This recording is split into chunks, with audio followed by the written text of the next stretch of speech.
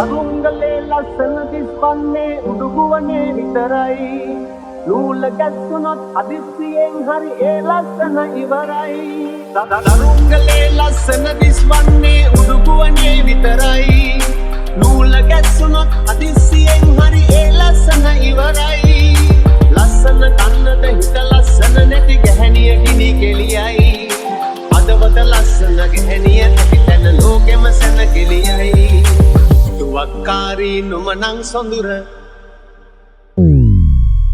වක්කාරයි නුමනං තාමත් මහ වැස්සක් වාගේ මුතු කැත වැස්සක් වාගේ වේ නම් සුළුරී වේදීගේ